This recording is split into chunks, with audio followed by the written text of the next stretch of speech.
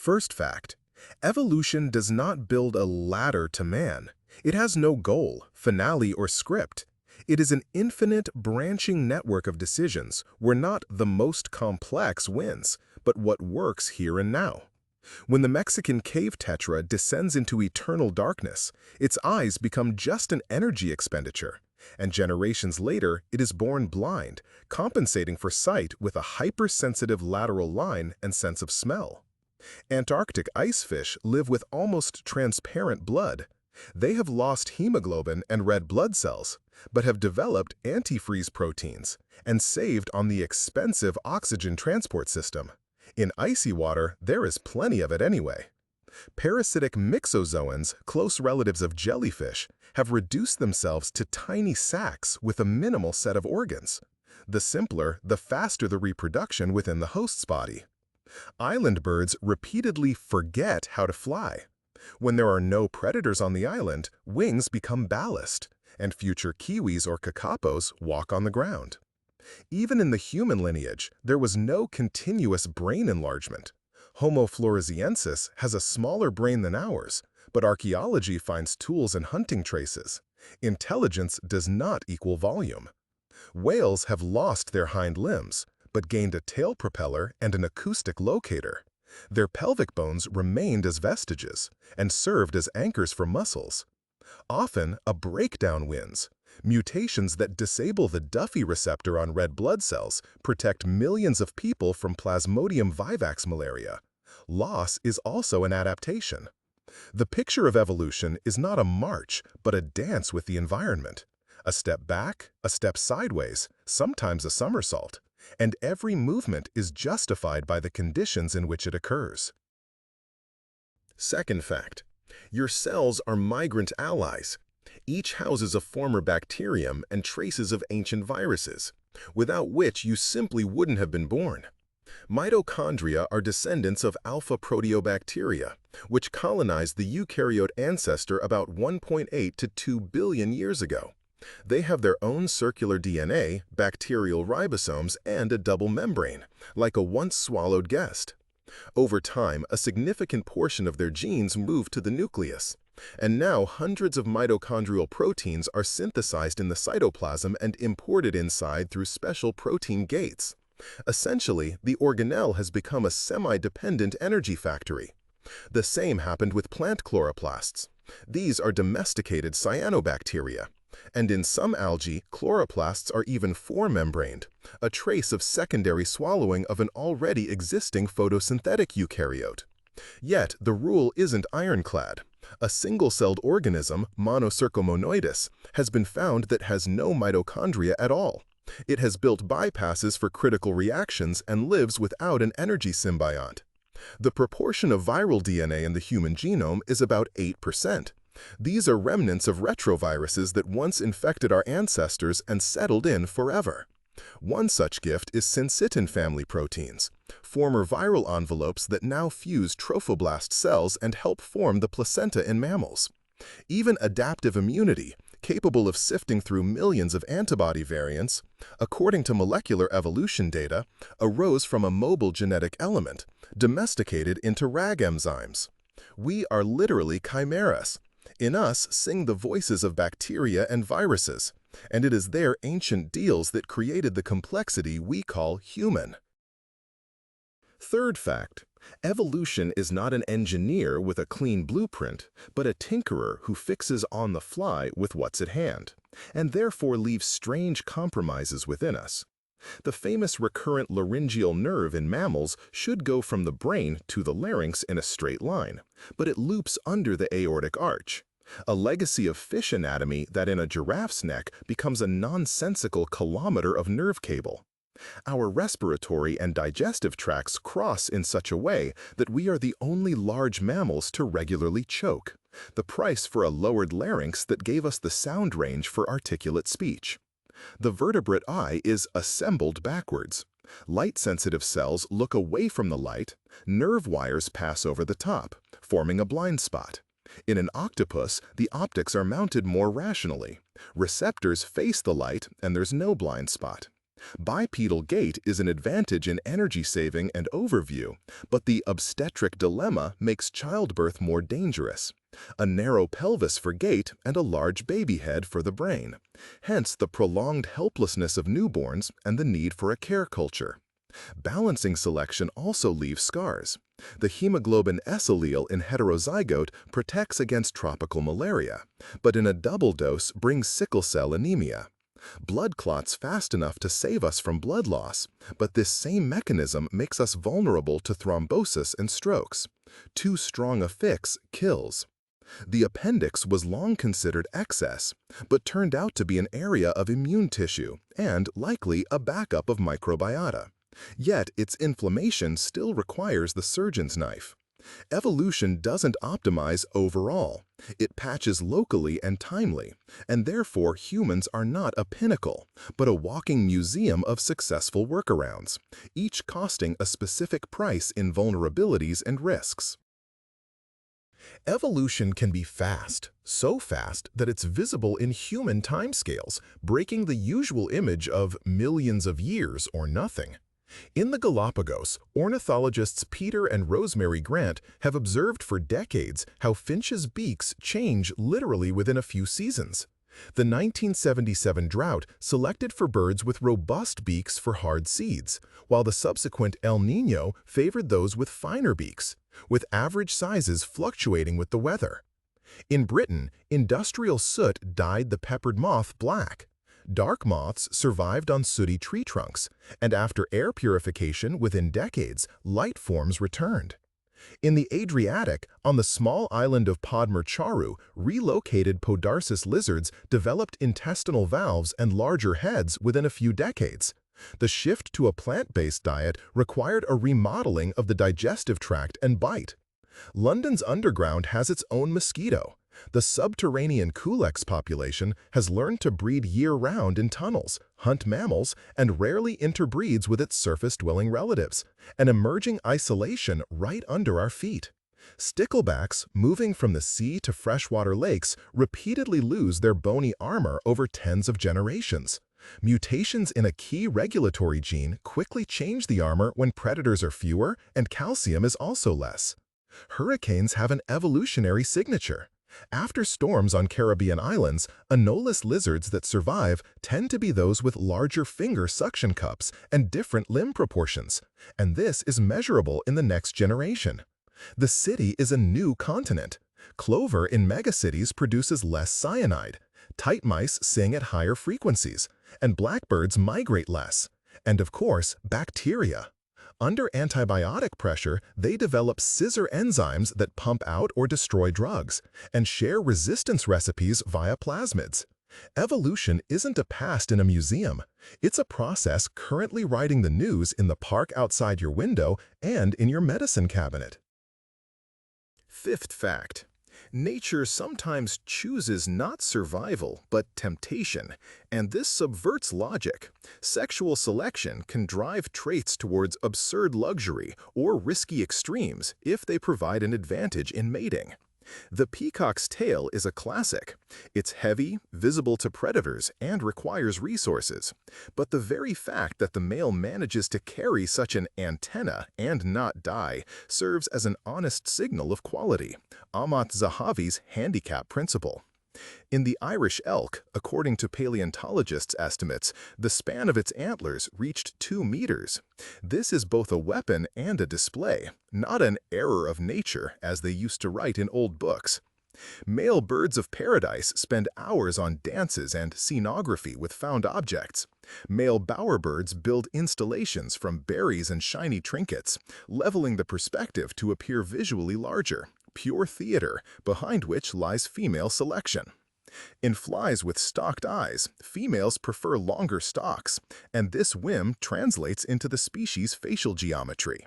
There are also reversed worlds. In seahorses and pipefish, pregnancy is male, and there females court more brightly and aggressively because the limited resource is the male with the incubator. Inside the body, a second race takes place, the sperm race. In species with male competition, testes are relatively larger compared to the body. In chimpanzees, considerably larger than in gorillas with a harem system. Sexual selection explains our oddities, brightness, voices, status displays, everything that doesn't help to flee or obtain food, but helps to be noticed and chosen.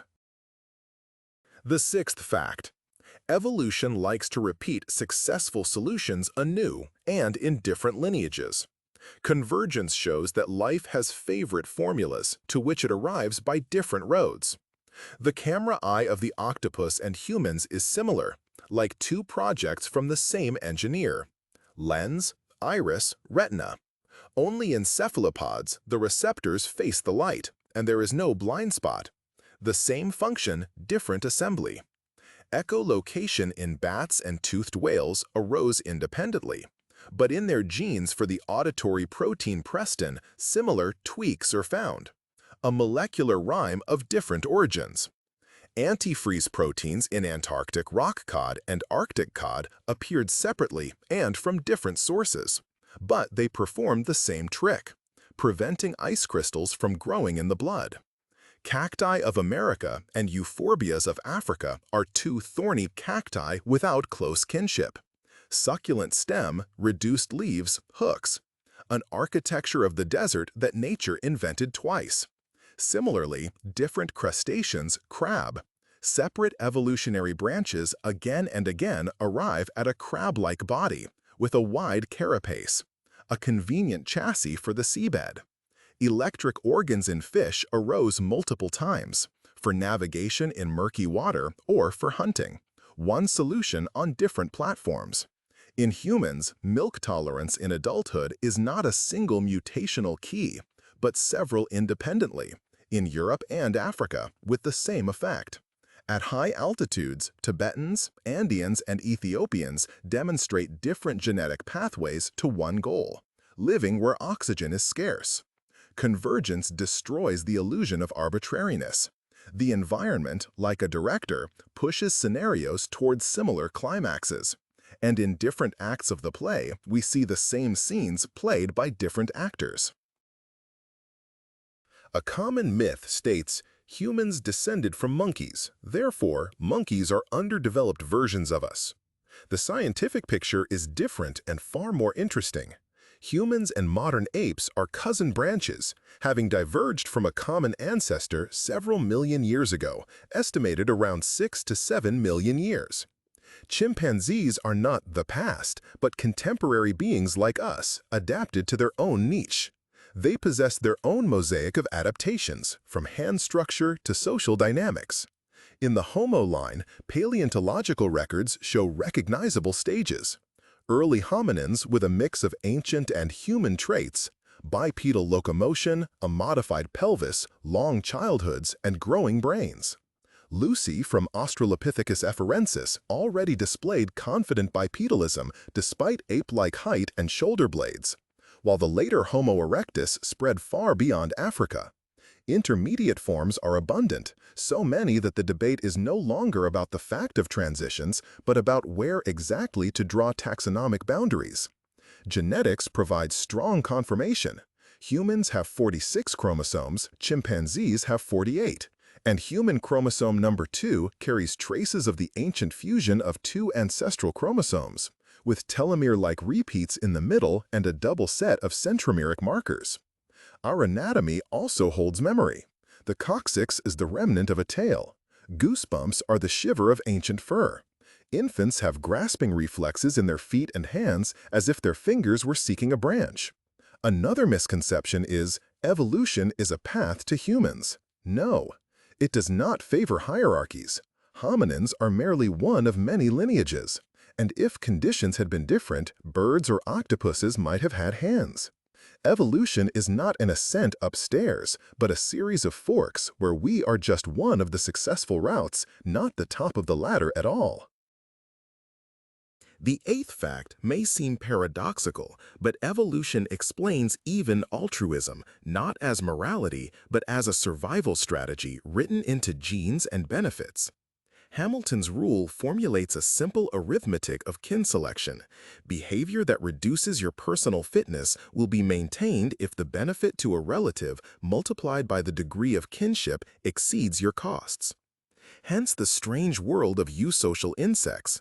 Worker bees are sterile, but their genetic closeness to their sisters is high, and investing in the queen is investing in copies of their own genes. At the same time, the system is not universal.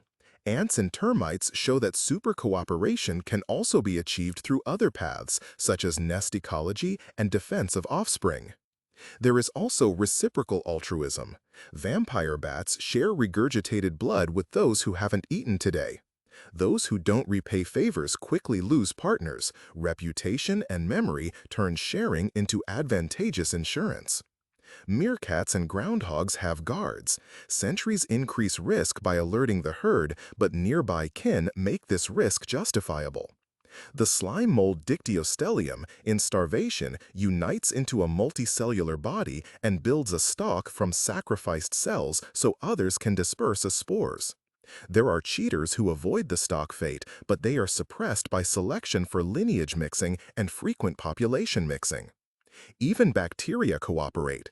Quorum sensing activates collective enzymes and biofilms until a hitchhiker dissolves them, and then punishment mechanisms and colony spatial structure come into play.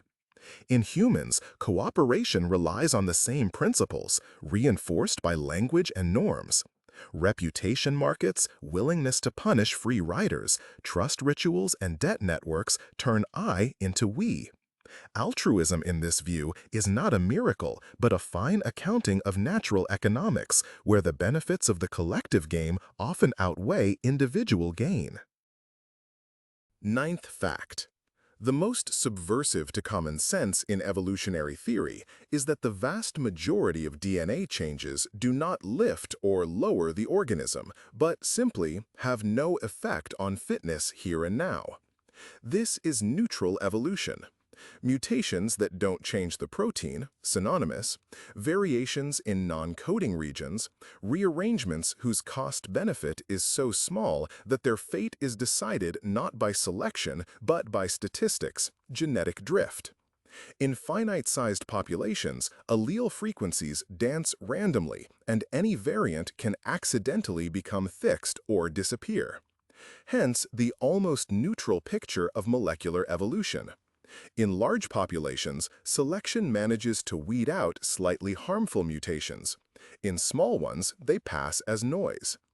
Important is not just the head count, but the effective population size. How many individuals actually play in reproduction? In humans, it's estimated to have been an order of magnitude smaller than the real number. And this explains why our genome harbors a rich collection of neutral polymorphisms. Narrow bottlenecks and founder effects restructure the genetic landscape. After a catastrophe, migration, or island colonization, a random set of alleles becomes the species' fate. Thus, strange trait complexes become fixed on isolated archipelagos, and suspiciously low diversity is found in some mammal species. At the molecular level, drift draws a clock. By the average rate of neutral substitutions, one can estimate the divergence time of lineages, building phylogenetic trees. But neutral doesn't mean useless. It is precisely this background noise that creates the raw material for future inventions, upon which selection then acts. Nearby, genetic hitchhiking works. When a beneficial mutation breaks through, it drags neighboring neutral markers along with it, sweeping away surrounding variation, selective sweep. On the opposite side is background selection, which constantly burns out harmful variants and also reduces diversity in entire blocks. As a result, the genome is not a smooth board of direct benefits, but a pulsating map of randomness, hooks, and cleanups. It's full of pseudogenes, mobile elements, and repeats, where a significant part sits as white noise. But it is precisely this noise that makes evolution flexible, allowing rare lucks to shine on an already prepared, soft substrate. 10th fact. We are accustomed to depicting evolution as a tree, but sometimes branches not only diverge, they merge back, and the picture turns into a network. In plants, this is almost demonstrative. Polyploidy, the doubling and even tripling of chromosome sets, can instantly isolate a hybrid from parental lines and give birth to a new species in a single generation. This is how cultural giants like complex origin wheats or rapeseed arose, genomic constructors with 2 or 3 parents. In animals, hybridization is not so lightning fast, but it really works as a channel of novelty. In heliconius butterflies, hybrid zones and genome segment exchange transfer wing patterns between species. In American canids, introgression between coyotes and wolves has long been described, forming hybrid populations with new behavioral sets. Even in humans, our genome stores traces of past exchanges. A small fraction of Neanderthal DNA is present in most non-African populations. And in the inhabitants of the Tibetan Plateau, a key regulator of the hypoxia response came, according to genetic data, from an ancient Denisovan line, an example of adaptive introgression, where an alien gene helps survival at altitude. In the world of microbes, the picture is even more radical. Horizontal gene transfer via plasmids, viruses, and naked DNA makes bacterial evolution resemble not a tree, but a data center cable management, where function modules are thrown between species. This is how antibiotic resistance enzymes or metabolic tricks spread. Sometimes even animals pick up alien genes. Examples of transfer from fungi to aphids are known, giving them a way to synthesize carotenoids, or from bacteria to parasitic nematodes, an arsenal of enzymes for destroying plant cell walls. Specification in this view is not a pure front line, but a dynamics of equilibria between divergence and mixing. There are ring continuums and hybrid zones, where species are also the geography of gene flows. The idea is shocking because it destroys the image of sealed boxes. Evolution is also a trade of blueprints, where a successful module can cross the border and immediately become fuel for the next round of diversity.